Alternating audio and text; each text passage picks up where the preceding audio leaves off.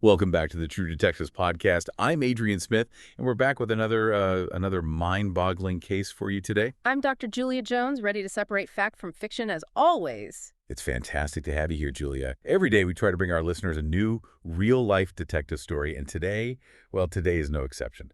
Listener, are you with us?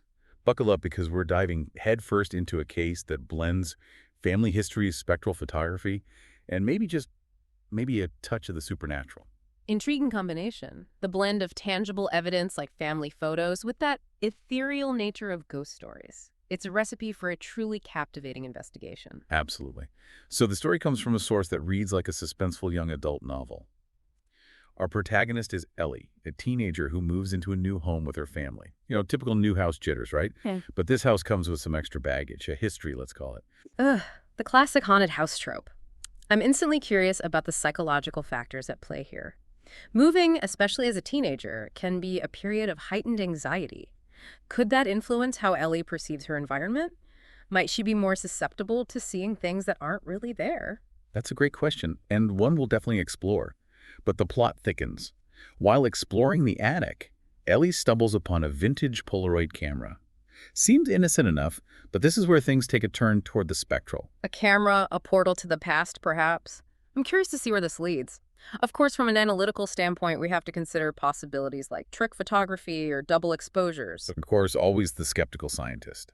But let's play devil's advocate for a moment and assume these photos are genuine. What kind of ghosts are we dealing with, Julia? Well, according to Ellie's account, the photos reveal ghostly figures. A young girl in an old-fashioned dress, a boy playing even a stern-looking woman.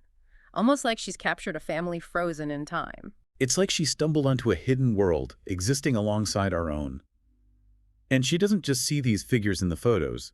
She also talks about this pervasive feeling of being watched, hearing unexplained noises. The hallmarks of a classic haunting. And it's interesting how this isolation, whether real or perceived, adds another layer of intrigue. It's a reminder that fear thrives in the shadows and the unknown. Even if there's no real threat, the mind can conjure up its own terrors. It's that primal fear of the unseen, right? But Ellie isn't deterred. She keeps snapping those Polaroids driven by this urge to uncover the truth. And with each photo, she feels like she's piecing together a tragic story, a glimpse into the house's past. And then she finds a locket with a faded photograph inside a girl, a boy, and that same stern-looking woman. And an inscription, 1922. Intriguing. A tangible piece of history, a date faces that mirror the spectral figures. This is where a good detective starts to connect the dots. Is there a connection between this family, the date, and the potential haunting? We're starting to see a possible narrative emerge. It's like a puzzle box, with each piece revealing a little bit more of the mystery. But then, a chilling discovery. One photo reveals a skeletal hand reaching out from a hidden crawl space. It's at this point that Ellie begins to feel like these spirits aren't just passive observers, they're actively targeting her. That definitely raises the stakes. The question shifts from, is this real, to, what did these spirits want? Are we dealing with a vengeful presence or perhaps something more complex? Could there be an unresolved conflict, a story yearning to be told? Ellie is facing a mystery within a mystery, and things are about to come to a head. The story culminates in a dramatic showdown between Ellie and the stern woman from the photos, who now appears as a monstrous figure. A monstrous figure. Now, that's terrifying. How does she escape? This is where it gets really interesting. It's not some high-tech ghost-busting gadget that saves the day, but her trusty Polaroid camera. The flashes become her weapon, each burst of light seemingly weakening the entity until it finally vanishes. Light banishing darkness, that's a potent image. It speaks to the idea that knowledge and understanding can be powerful tools against fear. But I'm curious about the mechanics of it all. Why would a camera flash have this effect? Is this a concept that's explored in any of our sources on spectral photography? That's a great question, and one we'll dig into a little later. For now, let's just say Ellie emerges from this encounter victorious. The story concludes with a sense that she's won, the ghosts are gone, but she's irrevocably changed by the experience. She still carries that Polaroid haunted, perhaps by the weight of the secrets it revealed. A haunting yet hopeful ending. She confronts her fears and emerges stronger. But it leaves us with so many unanswered questions. What truly happened in that house in 1922? What led to these spirits being trapped?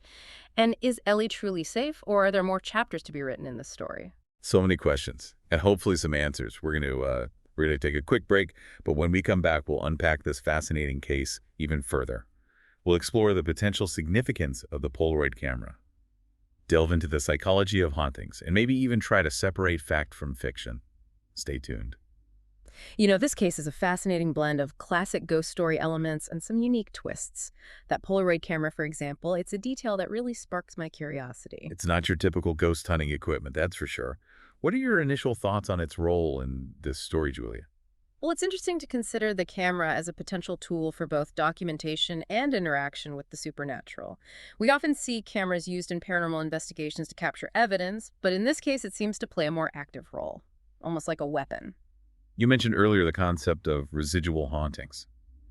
Could the act of capturing these spirits on film somehow disrupt or influence their energy? That's a fascinating question. And honestly, there's not a lot of concrete evidence to support that idea from a scientific standpoint.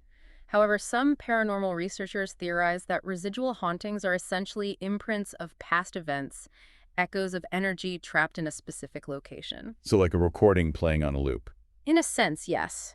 And perhaps the act of photographing these echoes, of bringing them into the light, so to speak, could disrupt that energy pattern. It's almost like the camera flash acts as a sort of cleansing agent, breaking the cycle of the haunting. It's a compelling idea and one that speaks to the power of observation and documentation in paranormal investigation. But of course, we have to balance this with a healthy dose of skepticism. Always. So let's put on our skeptic ass for a moment. What are some alternative explanations for what Ellie experienced, Julia? Could this all be a product of her imagination? It's certainly possible. Remember, we discussed the psychological impact of moving to a new home, especially as a teenager. Ellie might be experiencing heightened anxiety, which could lead to misinterpretations of sensory input. So those creaky floorboards she hears might not be ghostly footsteps after all. Exactly. They could simply be the sounds of an old house settling. And that feeling of being watched, that could be a manifestation of her anxieties, her mind playing tricks on her in a new and unfamiliar environment. Okay, but what about the ghostly figures in the photographs? Surely that's harder to explain away. Not necessarily. We have to consider the possibility of pareidolia, that tendency to see patterns or faces in random stimuli.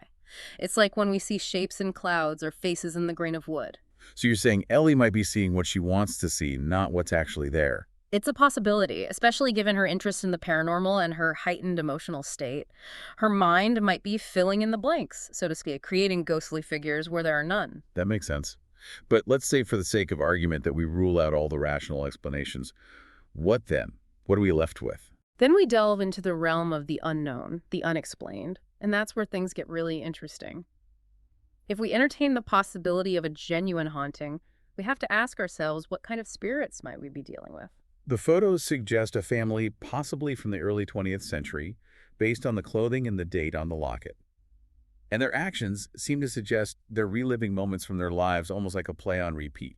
That aligns with the characteristics of a residual haunting, which we touched on earlier.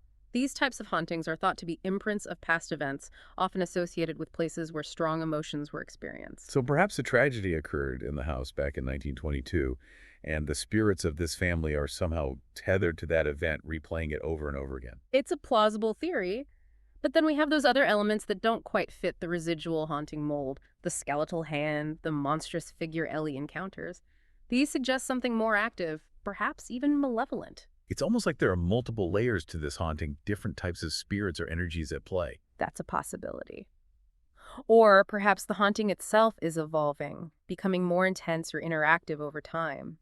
It's important to remember that the paranormal is a realm of mystery, and we may never have all the answers. That's true, but that's part of the allure, isn't it? The pursuit of the unknown, the search for answers, even when we know we may never find them all. Absolutely. It's about the investigation, the exploration of possibilities. And who knows, maybe someday science will catch up with the paranormal and we'll finally have concrete evidence to support these theories. Well, until then, we'll just have to rely on our detective skills, our critical thinking, and a healthy dose of curiosity. Speaking of curiosity, I'm sure our listeners are brimming with thoughts and theories about this case. Yeah. What do you think, listeners? Do you believe in residual hauntings? Or is there a more rational explanation for what Ellie experienced? Hit us up on social media with your ideas. We'll be back after a quick break to dive into some of your listener theories and explore the psychological side of hauntings. Stay tuned. Welcome back to the True Detectives podcast. We've been exploring this fascinating case of Ellie and her potentially haunted house, and it's clear that our listeners are as intrigued as we are. The theories have been pouring in. Some lean towards the supernatural, believing Ellie encountered genuine spirits, while others are searching for a more grounded explanation. It's amazing how a single story can spark such diverse interpretations. But it speaks to our collective fascination with the unknown, with the possibility that there's more to this world than meets the eye. Absolutely. Right. And that fascination, that desire to believe, can sometimes influence our perceptions. We talked earlier about the psychological impact of moving to a new home, but there's another layer to consider: the power of suggestion. Okay, unpack that for us. What do you mean by suggestion in this context? Well, imagine Ellie reading ghost stories or watching paranormal documentaries before moving into this house, or perhaps hearing local legends or rumors about the house being haunted. Those external influences can plant seeds of suggestion in her mind. So she's already primed to believe in the possibility of a haunting before she even sets foot in the house. Exactly. And when you combine that with the stress of moving and the unfamiliarity of a new environment, her senses might become heightened, leading her to interpret ordinary events as something more sinister. So a creaky floorboard becomes a ghostly footstep. A draft of wind becomes a spectral touch. Precisely. And even the photos, those ghostly figures she captures, could be influenced by this suggestibility. Her mind might be filling in the blanks, creating images that align with her preconceived notions of what a ghost should look like. That's fascinating. It's like our beliefs and expectations can actually shape our reality. In a way, yes. Our brains are constantly trying to make sense of the world around us, and they often rely on shortcuts, on patterns and assumptions to fill in the gaps. And sometimes those shortcuts can lead us astray. But let's not dismiss Ellie's experiences entirely. She did find physical evidence that locket with the faded photograph and the inscription, 1922, that suggests a tangible connection to the past. Absolutely. And that's where this case gets really interesting. We have these elements that could be explained psychologically, but then we have these tantalizing clues that hint at a deeper mystery, a story waiting to be uncovered. It's like we're piecing together a puzzle, but we might be missing some crucial pieces. So where does that leave us? What's your final verdict on this case? Honestly, I don't think there is a definitive answer, and that's okay. Sometimes the most compelling investigations are the ones that leave us with more questions than answers. So we're left with the delicious ambiguity, a case that straddles the line between the rationale and the unexplained. Exactly. And ultimately, it's up to each individual to decide what they believe. Did Ellie encounter genuine spirits trapped in a cycle of residual haunting? Or was her experience a product of suggestibility, her mind playing tricks on her in a new and unsettling environment? Listener, we've presented the evidence, explored the possibilities, and now it's your turn to weigh in. What's your verdict? Head over to our social media and let us know your thoughts. Remember, there's no right or wrong answer. The beauty of these mysteries lies in the exploration and the journey of discovery. And that journey continues each day here on the True Detectives podcast. We'll be back tomorrow with another mind-bending case, another investigation into the world of the strange and unexplained. Until then, stay curious, listeners.